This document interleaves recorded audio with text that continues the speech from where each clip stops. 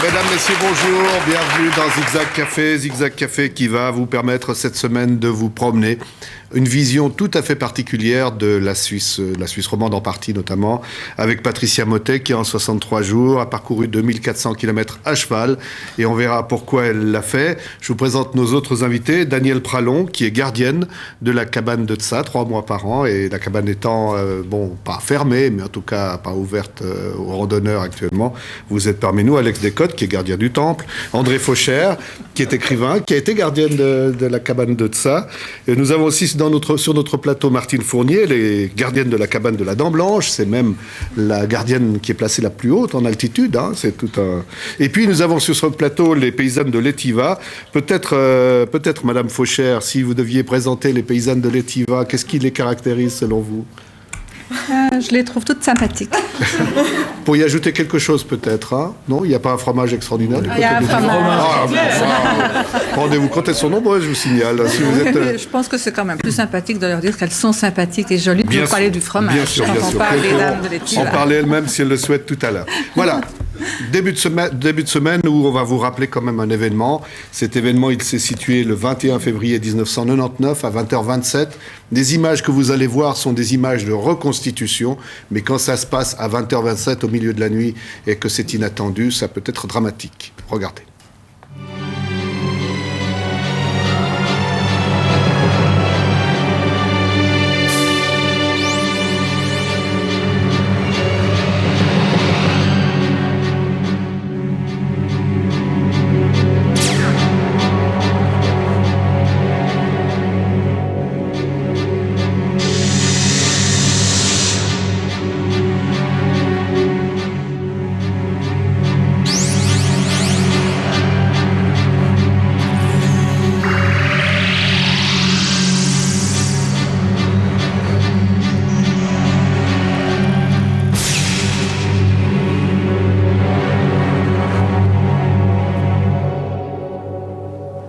Voilà, ça c'était une avalanche qui avait été déclenchée artificiellement du côté d'Anzer pour des raisons de sécurité. Mais malheureusement, le 21 février 1999 à 20h27, eh bien c'était le drame. C'était le drame dans la région d'Evolen. C'est un drame qui, je vous le rappelle, a fait 12 morts. Et probablement qu'aujourd'hui, ces derniers jours où la neige est tombée de nouveau en abondance, on doit s'interroger, on doit se poser des questions. Nos invités vont d'abord réagir par rapport à ça, puis on verra de quelle manière vous êtes les unes et les autres engagés à ce que les choses changent et reviennent en l'état du côté d'Evolen. D'abord, ce rappel. Nous étions là aux environs de 20h, 20h20, 20h30, et nous sommes arrivés à cet endroit, et tout à coup stoppé par une énorme avalanche qui était à l'arrêt, donc elle était déjà là. On se tourne, mon fils, il ouvre la portière, regarde en arrière pour faire la manœuvre, pour vite aller donner l'alarme. Il me dit, papa, il y en a une derrière. J'ai dit, mais t'es fou. Je me tourne, je regarde, qu'est-ce que je vois? Là-bas, vous voyez la grange plus bas, là. Effectivement, il y avait l'autre avalanche qui était là.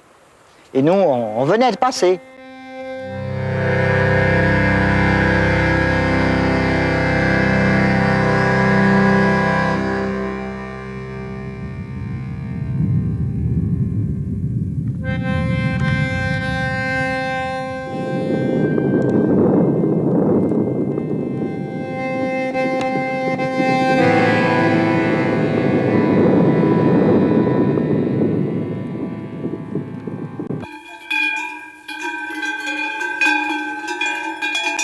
Voilà, alors maintenant, ici, je vous montre les débris là, des Mayens. Et ça, c'est 300 mètres ou 400 mètres plus bas que le Mayen. C'était tout largé partout, des débris partout. Puis on a tout nettoyé même, ça. Alors, maintenant, l'armée, la protection civile, ils ont fait vraiment du bon travail. Mais Nous, ici, on a dû se nettoyer même parce que l'armée, ils ont commencé en bas, puis ils sont montés, quoi. Puis là, nous, si on ne nettoyait pas tout de suite, après l'herbe était trop haute, on ne pouvait plus nettoyer. Nous, on ne réclame pas, ils nous donnent monts et merveilles, on n'est pas... Mais on veut quand même que, s'ils peuvent nous aider quelque chose, c'est la meilleure chose, parce que quand même, nous, les gardiens du patrimoine, bah, si nous, on ne touche rien du tout, on va dire, à la limite, on ne va pas refaire ce mayen, on va plus continuer, on va vendre notre bétail, on ne gagne plus rien, on n'arrive pas à tourner. Alors on va faire ça, quoi. Les Mayens, ça se reconstruit, c'est encore relatif, mais c'est ce qu'il y avait à l'intérieur des Mayens. Il y avait toutes ces vieilles choses. Par exemple, il y avait le fouet de mon grand-père qui avait des cloches. Les jours après l'avalanche, il y a tout de suite des 200 personnes qui sont là-haut pour se trouver des choses, et je trouve que c'est un peu limite, ça. Et je pense que tu es d'accord avec moi que quand on va promener quelqu'un avec un égouttoir en légumes sur l'avalanche, je sais pas, c'est un peu grave. Moi, je lui donne 2,50 francs pour s'en acheter un, à la limite. Mais c'est vrai que c'est grave, ces choses-là. C'est un mayen qui a été construit en 1895 par mon arrière-grand-père. Oui. Et qui est, ma foi, maintenant, il faudra le refaire. C'est dommage, c'est quand même toute une histoire, patrimoine de famille qui s'envole. Hein. On ne peut pas refaire comme c'était anciennement. Vous voyez bien ici, c'était les murs en pierre sèche et du madrier de mélèze dessus. Hein. Elle aimait chez elle, Madame la Nature. Donc c'est de la poisse, puis voilà.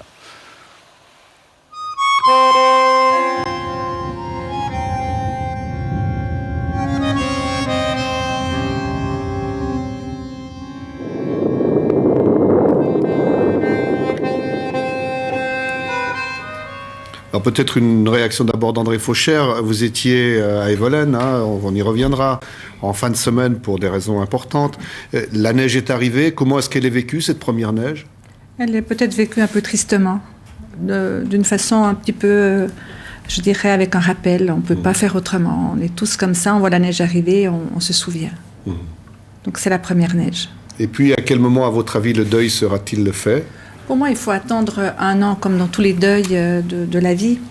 Donc, au bout d'1 an, quand on n'a plus le souvenir de l'an dernier où la personne était là, où elle faisait des choses, moi, je crois que la neige qui va tomber en fin février, début mars, avril, elle sera totalement différente de la neige qui va tomber jusque-là. Et puis, les gens, quand même, ont de la crainte parce que les avalanches ont fait des grands trous dans la montagne. Daniel Pralon. Ouais. Oui, c'est vrai que cette première neige, quand on voit ces couloirs qui sont vides de bois, il n'y a plus de forêt. Juste à côté de chez moi, j'habite à 150 mètres de la fameuse grande avalanche. Là. Il n'y a plus rien, il n'y a plus un arbre, il y a des granges qui ont été emportées. C'est vrai que ça fait vide.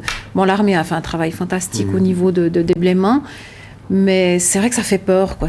Pas peur, mais ça fait drôle en tout cas. Patricia?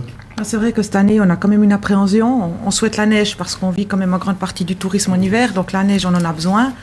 Mais cette année, on aimerait bien que ça reste de l'or blanc et puis pas que ça se transforme en or rouge ou noir. Bien sûr. Puis il y avait le souvenir, là, on va essayer de démontrer à la caméra, de Jean-Yves et Sylvie, parmi les 12 victimes.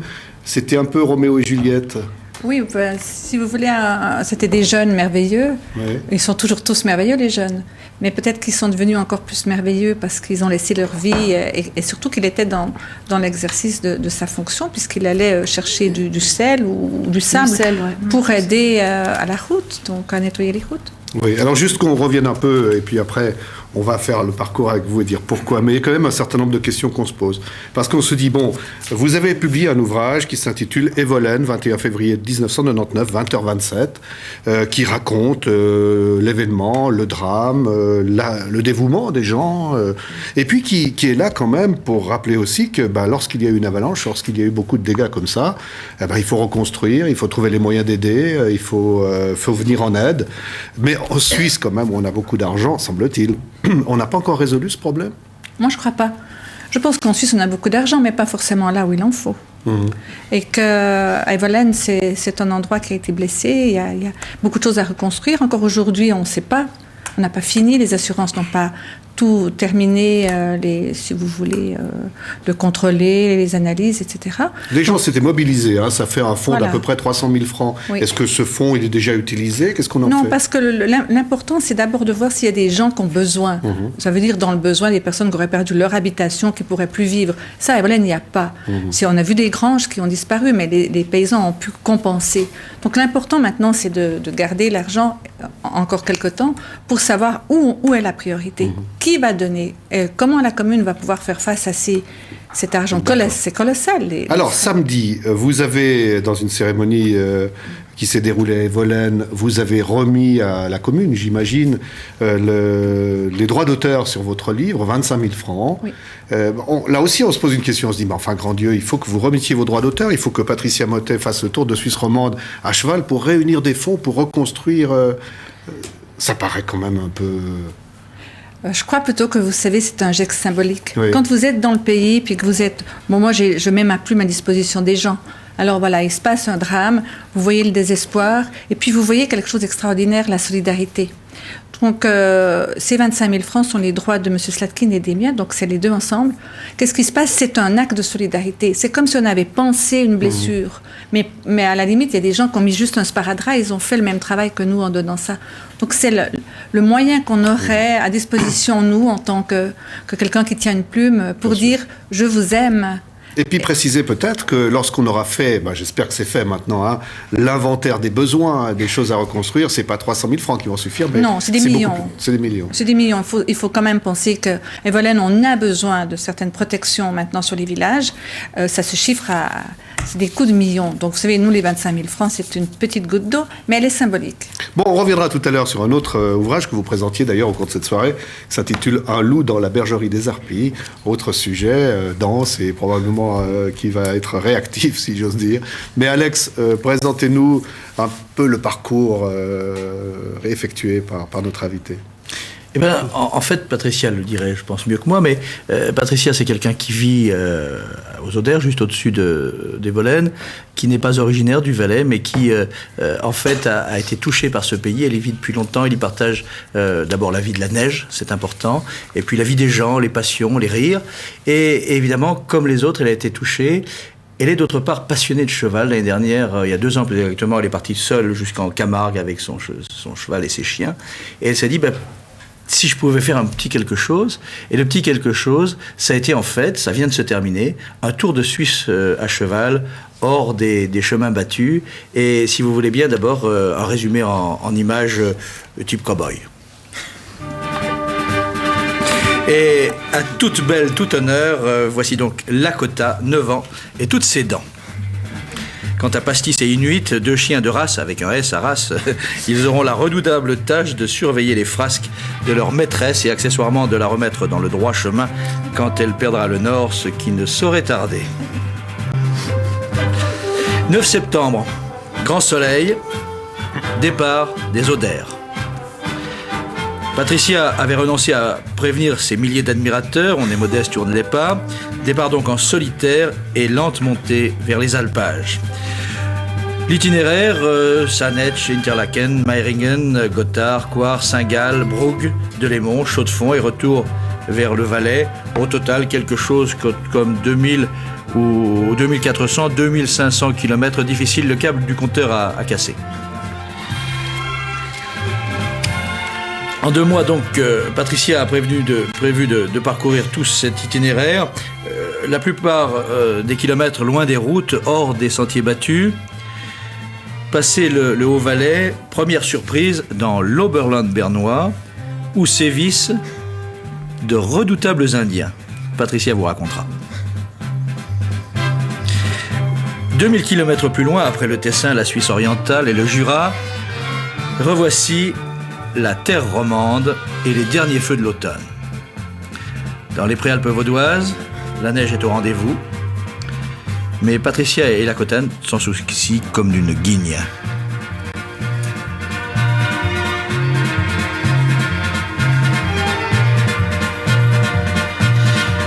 Aux Odères, Le jeudi 11 novembre, la boucle est bouclée en 63 jours et presque autant de nuits. Lakota et Patricia toisent d'un regard distrait un soupirant à la rose, car le vrai rendez-vous, c'est celui que nos deux jouvencelles ont à la sortie des classes avec tous les enfants de l'école. Beaucoup de petits sourires et un grand bravo.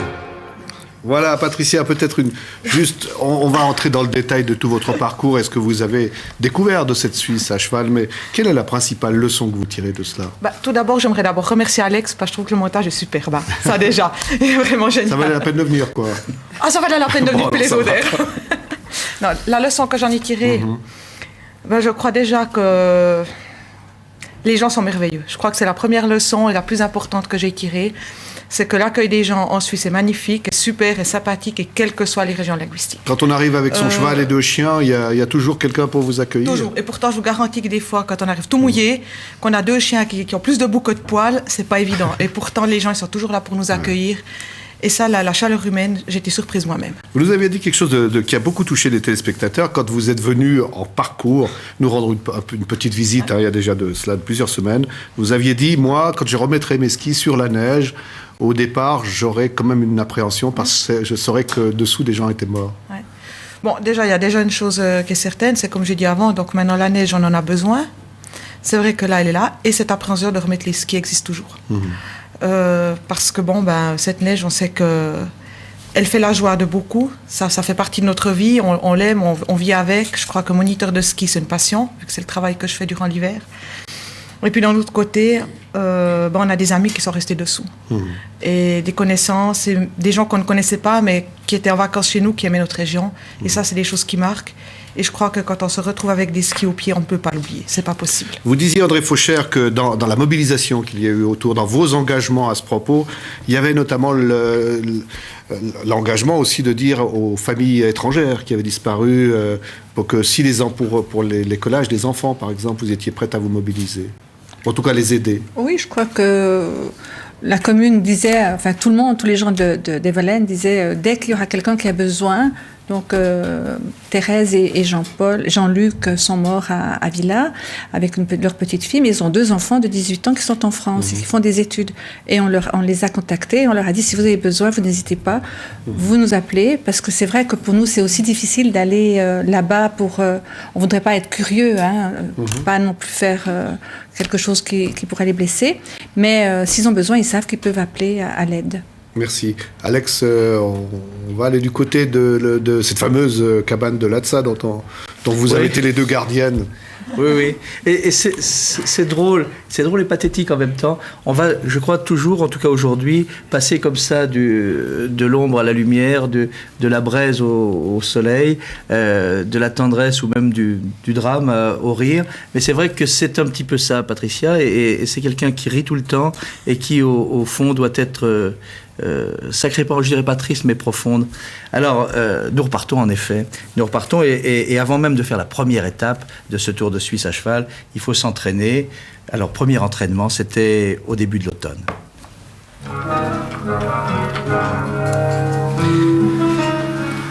N'allez pas croire qu'un Tour de Suisse à cheval en solitaire se prépare comme une soirée en boîte. Quand le vrai départ sera donné, il ne sera plus question de s'arrêter, ni à plus forte raison de revenir en arrière.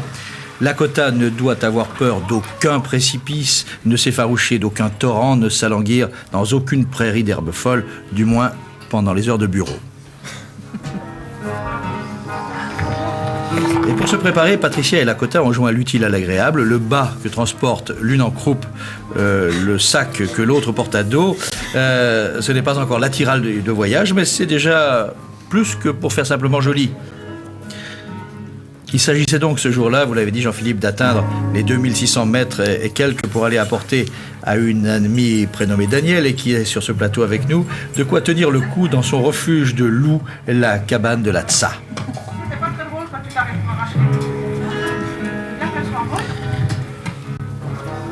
Autrefois, c'est à dos d'homme ou de mulet qu'étaient ravitaillées les cabanes de montagne, à cheval jamais. Mais Patricia n'est pas à une entorse près, et si on le lui demandait, elle serait prête à aller accrocher une 14e étoile au drapeau valaisan.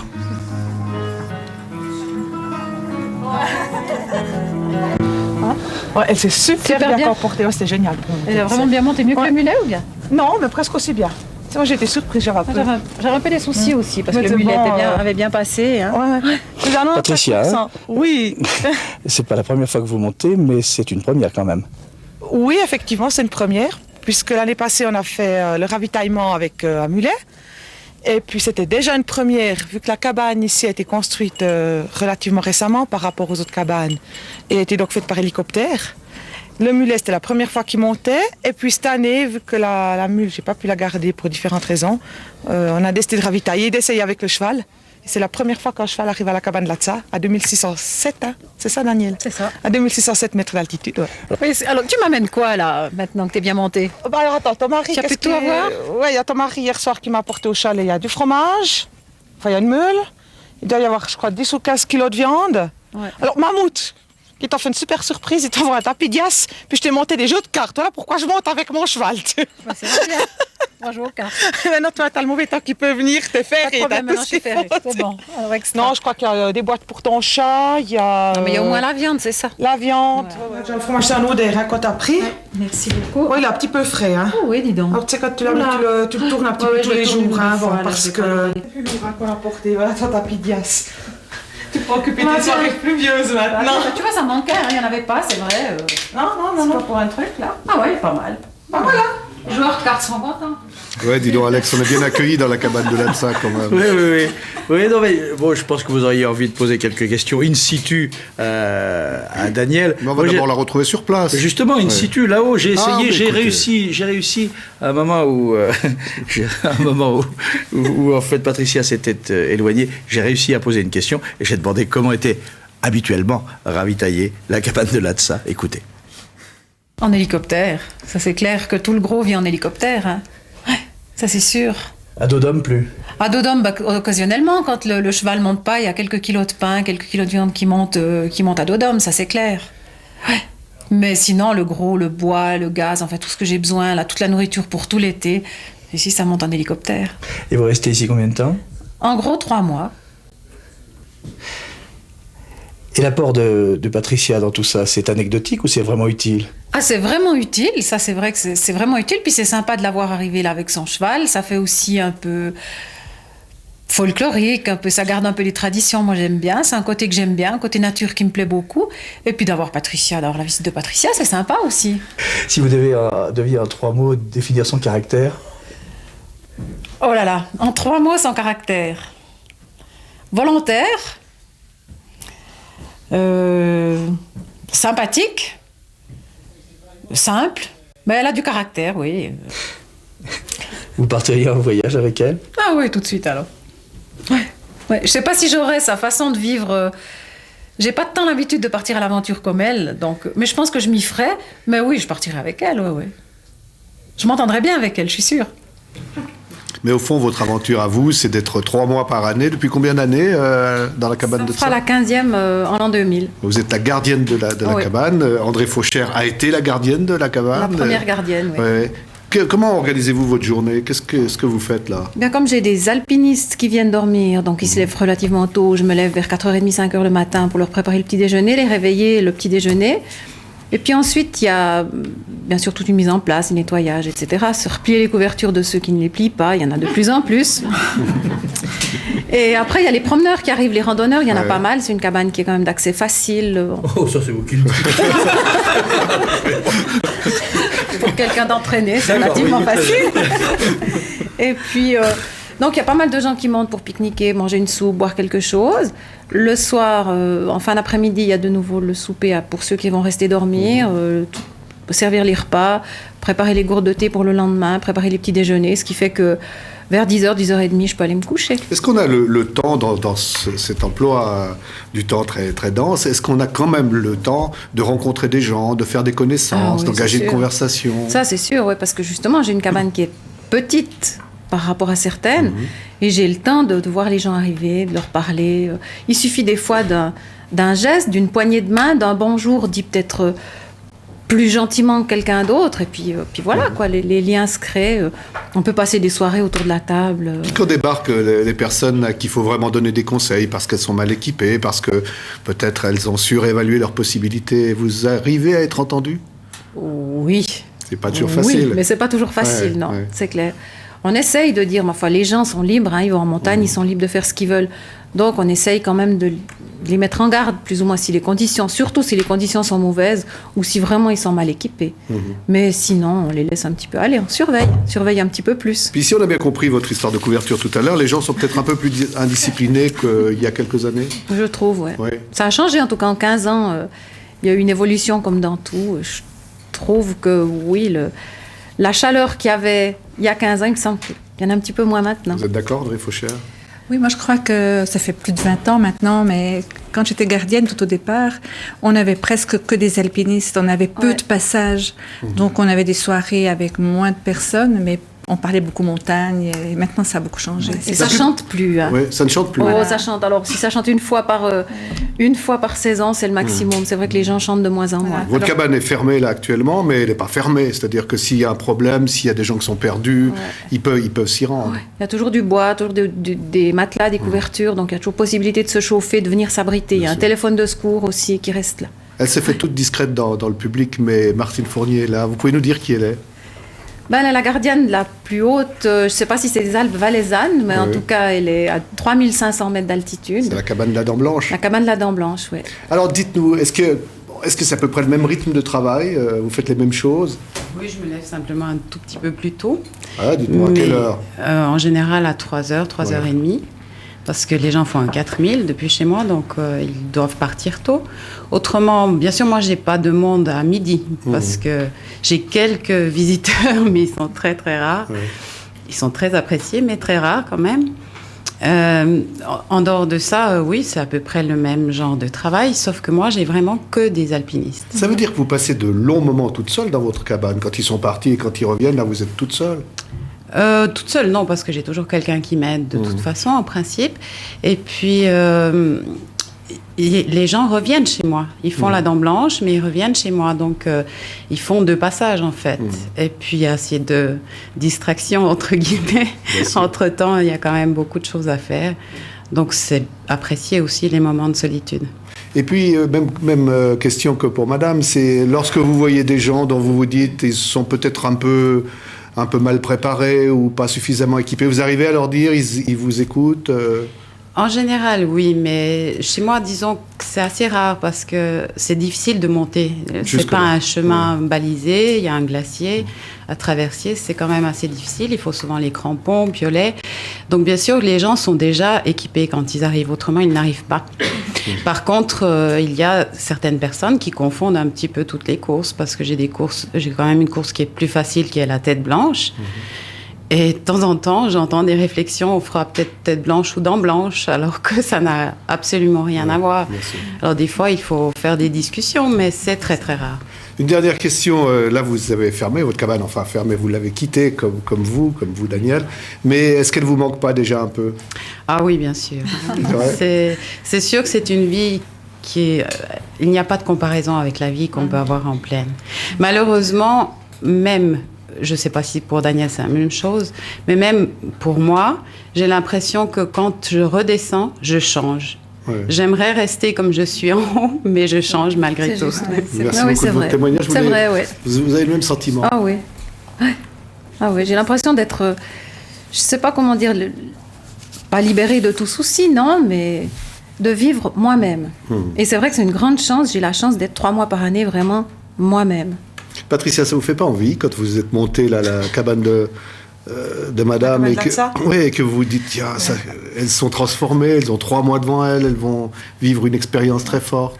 C'est clair, en fait, j'aurais toujours voulu être gardienne de cabane. Et quand j'étais haute comme 3 pommes à l'école, quand on nous demandait des rédactions du style quel est le métier de tes rêves, souvent c'était guide de montagne ou gardienne de cabane qui ressortait dans mes rédactions. Seulement, j'ai fait un choix, j'ai des animaux, et puis je crois que le tour de la cabane de Latza serait vite brouté avec mes chevaux. Hein. Je crois qu'il ne resterait pas beaucoup de petites gentianes par là autour. Alors, on peut vous préciser que vous pouvez nous appeler à 708 99 00. Plusieurs personnes ont téléphoné pour savoir pourquoi vous étiez engagé de cette manière, pourquoi vous aviez été tellement touché par ce drame. Je vous signale que demain, nous reviendrons sur votre itinéraire, hein, nous en comprendrons les raisons profondes. Aujourd'hui, c'est un peu faire connaissance, et faire connaissance, c'est aussi participer à la première étape. Oui, il serait temps quand même de partir, les prémices...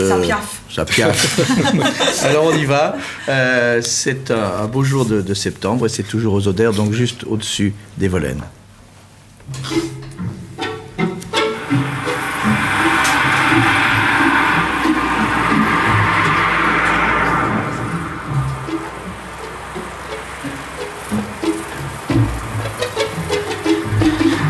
C'est donc au jeudi 9 septembre qu'avait été fixée la date du départ. Aux Odères, rien ne laissait prévoir l'événement.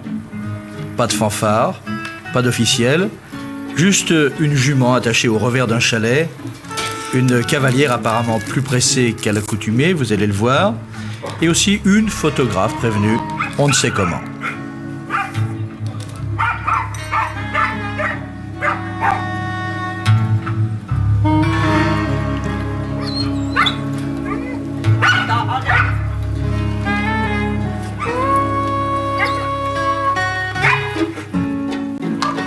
Ainsi harnachée, Patricia semble partie pour une simple après-midi de randonnée équestre. En fait, ce sont, on l'a dit, plus de 2 mois de presque solitude qui l'attendent au détour du chemin. Ou presque solitude tout de même, parce qu'il y aura des rencontres belles, bien qu'éphémères, des ciels de quiétude, des ciels d'orage, une nichée de chiots en gestation pour la chienne pastis, le méchant pare-choc d'une voiture insolente pour Inuit, quelques estafilades pour Lakota. Mais... d'une certaine manière, cette première étape n'est pas tout à fait comme les autres. Patricia et Lakota y sont encore en terre inconnue. Même la nuit se passera sous un toit complice.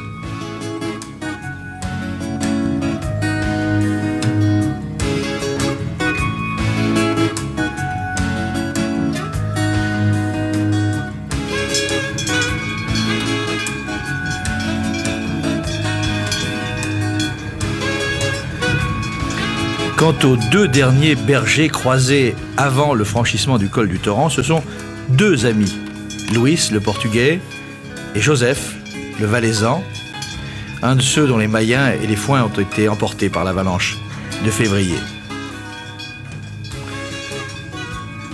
Joseph qui a l'habitude de voir arriver Patricia et Lakota.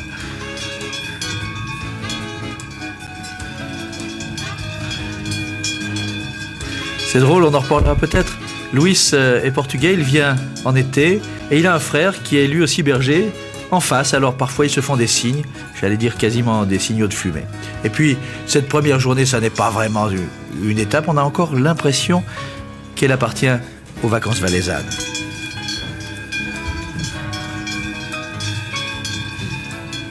Oui, là vous êtes en quelque sorte sur votre territoire, mais vous n'avez pas... Quel est votre état d'esprit, je dirais quand même, de partir faire le tour de Suisse à cheval?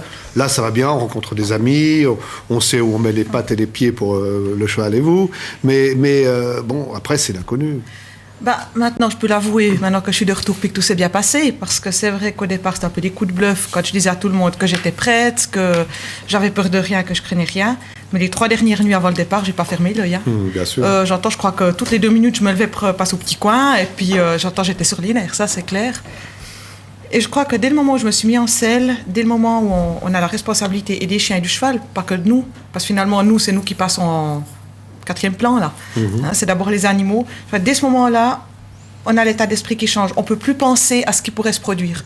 C'est le moment venu, c'est chaque foulée, c'est trouver un gîte pour le soir, c'est assurer la sécurité de l'équipe, c'est trouver les meilleurs passages. Donc là, on n'a plus le temps de réfléchir au-delà du moment présent. J'aime bien l'expression « assurer la sécurité de l'équipe ».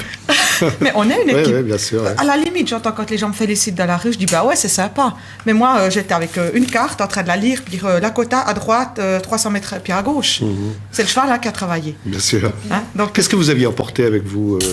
Quelles sont les charges? Pas grand-chose. Je crois que là, on voit la selle qui est là à côté de la table. Ça, c'est mon home sweet home pour 2 mois. Hein. Qu'est-ce que vous emportez alors? Un sac de couchage? Alors, j'avais un sac de couchage, un slip de rechange. Oui, un t-shirt, un costume de bain pour choquer personne si je vais me laver dans un torrent.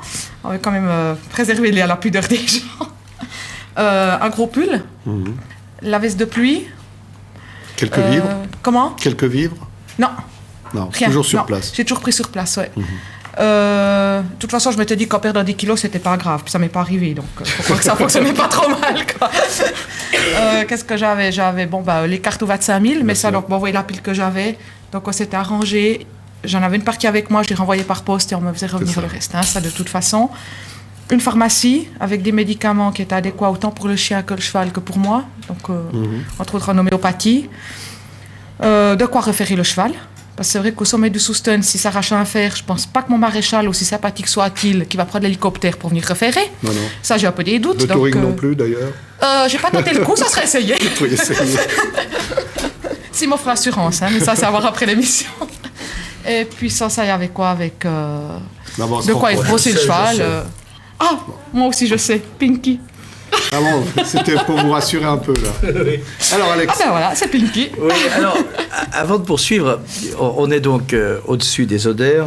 On va bientôt passer le col du Torrent. Et puis, ce sont les retrouvailles chez Joseph Quinodo. C'est Cotère qui a été touché d'ailleurs comme d'autres zones. Et là, Patricia s'arrête et elle se retourne sur ce passé tout proche qui est l'avalanche. Ça sera la dernière vision de cette chose. Ensuite, ce sera le voyage. Mais ça, c'est le dernier regard sur une vallée meurtrie. Alors donc ici, on est sur le site d'Idées Mourailles, qui est tout près de l'alpage de Cotère. Et comme on peut voir, donc, on a ici une zone de chalets de Mayens qui a été détruite par les avalanches du mois de février, donc des avalanches des Volaines. Il y a beaucoup de ces bâtiments, voire la totalité, qui n'étaient pas assurés, vu que c'est des bâtiments qui font partie d'un patrimoine depuis plusieurs générations, qui sont transmis de parents à enfants, et où les assurances ou tout ça n'ont pas été faites, parce que ça n'a jamais été fait, parce que personne ne s'est jamais posé de questions, en fait. Ils ont toujours vécu de la sorte. Ici, de la vallée, donc, on vit ce qu'on appelle une agriculture de semi-transhumance. Donc les Mayens, on en a besoin. C'est une zone où on fait également les foins, sitôt que le bétail est remonté dans les alpages. Donc on a besoin de ces bâtiments. C'est une nécessité pour notre vie, pour notre agriculture. Donc on rappelle quand même, pour que ça soit toujours clair pour les téléspectateurs, ces bâtiments, bon, ça a été nettoyé, hein, il y a beaucoup d'endroits qui sont désormais, c'est l'armée, c'est la protection civile qui a fait un très beau travail, mais maintenant il faut reconstruire. Il y a un certain nombre de fonds qui existent, mais apparemment c'est pas suffisant. Non, c'est pas suffisant. Mais bon, c'est pas terminé, parce qu'il y a des endroits où peut-être qu'on n'ose pas reconstruire. Donc ces Mayens vont être reconstruits, mais peut-être dans d'autres endroits, parce que tant qu'on n'a pas de protection d'avalanche, on ne garantira pas, évidemment, que Et puis les protections d'avalanche, ça peut faire l'objet de recours, donc il y a des retards. Il y a eu d'ailleurs une interdiction qui a été lancée par des organisations de la nature et qui, momentanément, ne nous permettent pas de commencer les protections avalanches sur Evalène. C'est dire que, quand même, dans la vallée, ça doit augmenter la tension, ça, de se dire, l'hiver arrive, les précautions qu'on voulait prendre, on n'a pas pu les prendre, et on ne sait pas de quelle manière la neige peut se comporter. Tout à fait. Ça crée quand même une forme d'angoisse et puis quand même une grande tristesse. Je crois plutôt que c'est ça. Ça crée une grande tristesse de la part des gens qui disent pourquoi on ne veut pas qu'on soit protégé. On ne peut pas tous déménager. C'est vrai qu'on peut pas vider les villages sous prétexte qu'on ne veut pas mettre des paravalanches et puis les emmener à Sion. Ça paraît impensable. Alex ? Oui, puis des choses plus banales, plus terre à terre. Bon, Joseph Quinodo, qu'on voyait tout à l'heure, nous rejoindra jeudi, il le dira mieux que moi. Mais tout bêtement, le foin. Il y a des gens qui avaient du foin dans des Mayens. Le Mayen est parti, le foin est parti avec. Or, depuis quelques années, les paysans de montagne n'ont plus beaucoup de sous d'avance. Donc, il faut soit racheter du foin, et puis un certain nombre des pâturages qui sont aussi des lieux où pousse le foin et qu'on récolte. Quand la terre arable a été emportée, il n'y a pas de foin cette année. Donc, tout simplement, boucler la boucle, passer l'hiver avec le même bétail, ça n'est pas simple. Alors, juste, vous êtes venu avec votre dernier livre, André Faucher, Un loup dans la bergerie des Harpies. Je précise qu'on a déjà consacré une semaine, n'est-ce pas, Alex, au loup, au lynx, au retour de l'ours éventuel. Donc, on ne va pas réouvrir le dossier du loup, mais c'est quand même une contribution. Vous, le loup, vous le voyez bien, mais un peu plus contrôlé qu'aujourd'hui. Voilà, moi, j'aime beaucoup le loup, mais j'ai été très triste de voir les dégâts, parce que Je pense que quand on aime le loup, il faut aller sur place, il faut aller voir, comme je suis allée aux Harpies, et quand on constate des dizaines et des dizaines de moutons qui ont été agressés, qui sont déchiquetés, qui agonisent, qui sont égorgés, tués, et ça fait quand même actuellement 140 moutons pour un loup. C'est un peu beaucoup. Alors je me dis que ce pauvre loup, il ne doit pas être à sa place parce que ce n'est pas son comportement habituel. Alors petite précision quand même, parce qu'on aura les deux aspects. Vous êtes dans votre cabane et puis des moutons vous envoyez. Or, au cours de la semaine que nous avions consacrée aux loups et aux moutons, on s'était rendu compte que le changement de méthode, au fond, le fait qu'on n'avait plus les moyens peut-être de s'offrir un berger, faisait que les moutons ils étaient en totale liberté, donc des proies plus faciles pour le loup. C'est ce que vous constatez? Oui, ça sûrement, parce que moi je vois aussi en 15 ans que je suis à la cabane, il y a un alpage où il y a à peu près, 150-200 bêtes qui paissent là tout l'été. C'est vrai qu'ils sont beaucoup laissés à eux-mêmes. Avant, il me semble que les bergers, est-ce que je fais moins attention maintenant, mais moi je trouve que les bergers viennent moins les trouver, moins voir. Avant, ils leur apportaient du sel, ils venaient régulièrement. Moi, ça m'est arrivé assez souvent de téléphoner à des bergers, à des propriétaires de moutons en leur disant « Attends, il y a un mouton qui boite, il y a un mouton qui va pas bien. » Des gens qui montent me signalent aussi, mais sans vous les moutons, il y en a un qui est pas bien, etc. C'est vrai que je trouve qu'ils sont laissés quand même trop en liberté, que ce serait pas mal s'il y avait un berger, ça c'est sûr. Ils vont aussi n'importe où. Bon, sur le chemin, moi j'ai des tas de crottes de moutons qui deviennent désagréables pour certains promeneurs. Bien sûr. Un peu de souci avec l'eau aussi, parce que les moutons montent, cet été en tout cas, sont montés très haut. Donc près de votre source près de l'endroit où je prends l'eau. Donc un petit peu de souci. J'ai jamais fait analyser l'eau, mais on va peut-être le faire. On n'a jamais eu de malheur non plus, mais... Qu'est-ce qu'ils disent vos moutonniers quand on leur dit ça quand même? Écoutez, moutonnier, oui, mais vous n'êtes pas avec vos troupeaux. Vous voyez, moi j'ai surtout été voir les moutonniers des Harpies. C'est une association. Ils sont 8 ou 9, ils sont 9 exactement, et eux, ils s'en occupent très très bien. Donc, j'ai pas eu ce contact-là. Ouais. Moi, ce sont des gens qui montent 2 fois par semaine. Tous les dimanches, en tout cas, ils vont contrôler les bêtes. Et puis, si une personne manque, c'est une autre personne qui le remplace. C'est une structure. Ils ont balisé la région. Donc, il y a déjà, aux Harpies, il y a déjà une structure qui est vraiment établie. Et malheureusement aussi, c'est là que le loup est allé, parce que peut-être la structure était tellement bonne qu'il s'est dit que le garde-manger était... En tout cas, je ne l'ai pas entendu cet été chez moi, ça je suis sûre. Dites-moi une question encore. 3 gardiennes de cabane, c'est plutôt des gardiennes ou il y a des gardiens? Oh, il y a des gardiens. Ouais. Dans le temps, c'était des gardiens, tout le temps. Hein. Maintenant, c'est vrai qu'il y a de plus en plus de gardiennes... tu as été une des premières, André, je crois. Oui, moi, j'étais la première gardienne à prendre officiellement une cabane de montagne. Et vous l'aviez fait pourquoi, il y a 25 ans. Parce que c'est la Société des guides qui a construit la cabane. Mon mari, qui était guide de montagne, il était secrétaire. Alors, on avait s'était occupé de toute la partie administrative et puis il manquait une gardienne pour pouvoir démarrer. Et alors, j'étais partie là-haut pour 3 années. Précisez encore ce que font vos 2 fils, par exemple. Alors, on a l'esprit de famille, là, vous allez voir. Alors, mes fils qui ont été pendant des mois là-haut, Patrick, aujourd'hui, est pilote d'hélicoptère chez Air Glacier, et Nicolas est sauveteur et assistant de vol chez Air Glacier. Et ben voilà. Et puis, quelle était la raison pour laquelle vous êtes dit un jour, je consacrerai 3 mois de ma vie à... Il y a une raison particulière ou Une raison particulière, je ne pense pas qu'il y ait une raison particulière. Ça a été... Depuis toute jeune, j'ai aimé la montagne, donc j'aimais ce coin de vallée. Ça s'est présenté tout à fait par hasard. J'ai sauté sur l'occasion. Je pense qu'en 10 secondes, ma décision a été prise quand on m'a proposé cette place. Et ça a été bénéfique, quoi. Ça a été, à tout point de vue, pour moi, ça a été quelque chose de fantastique. Et c'est vrai qu'elle manque. Une fois qu'on n'y est plus, elle manque. Martine Fournier, pourrait peut-être nous dire, vous, qu'est-ce qui fait qu'à un moment, vous vous êtes dit, reprenez votre micro, moi, j'ai une occasion, je vais prendre la cabane de... Pour moi, c'est un peu différent. Je n'étais pas prédestinée du tout. J'ai épousé un homme d'Evolène. Nous avons habité à Genève d'abord, au début de notre mariage. Et ensuite, nous sommes retournés à Evolène. Mon mari avait été aspirant guide. Et puis, il connaissait bien sûr tous les gardiens de cabane.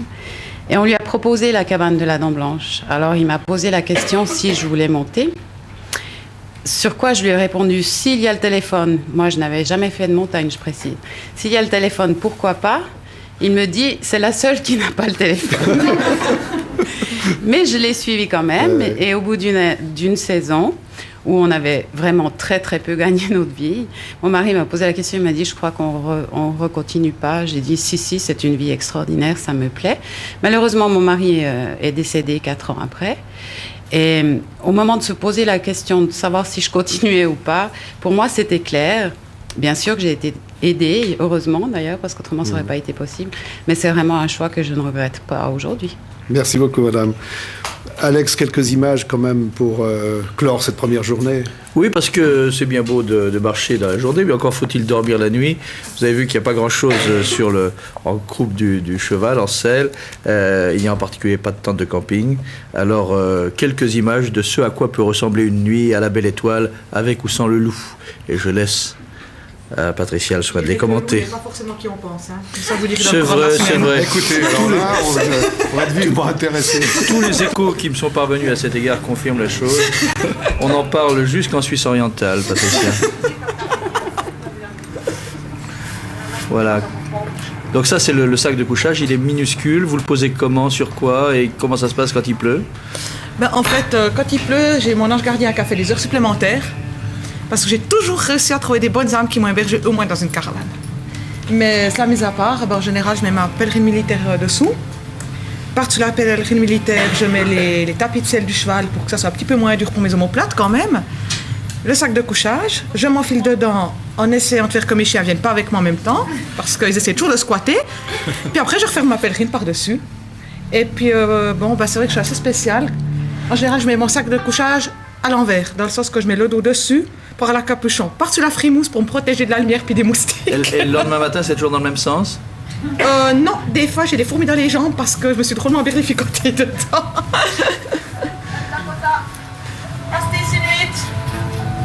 Ça, c'est mes réveils matin. Quand ils n'ont pas réussi à squatter l'intérieur du sac de couchage.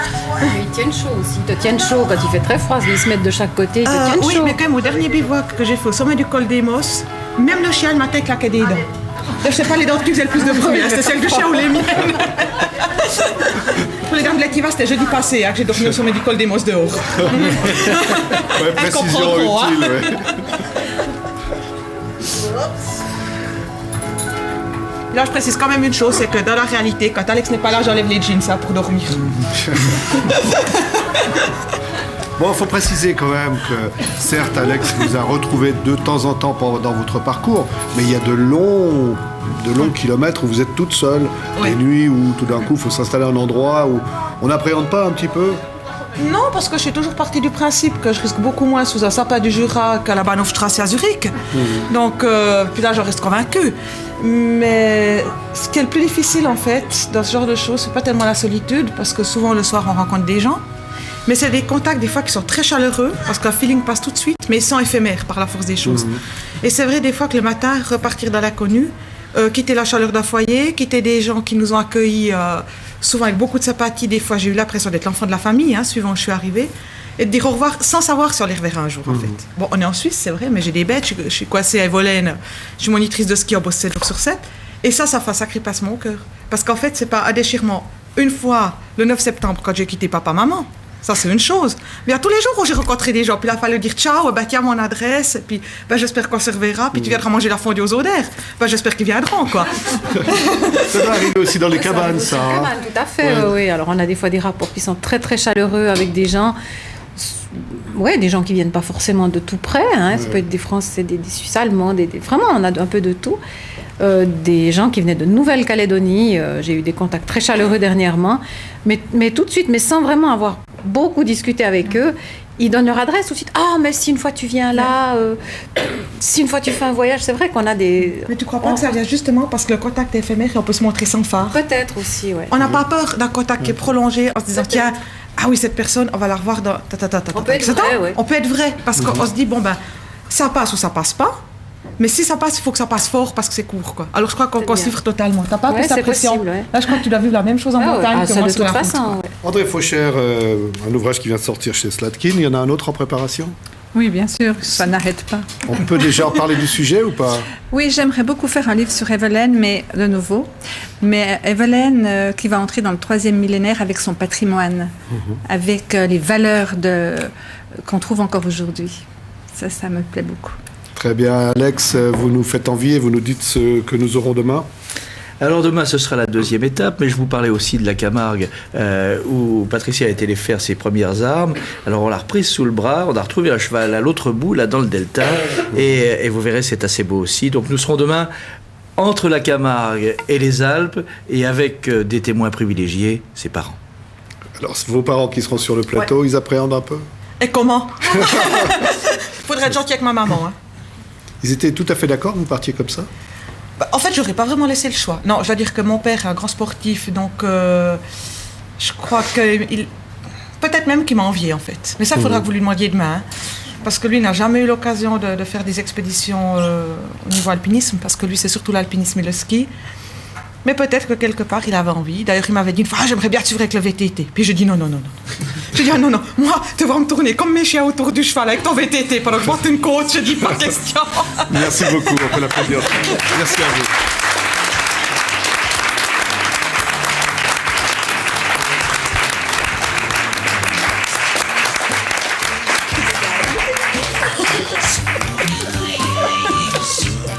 Merci beaucoup. Merci à vous.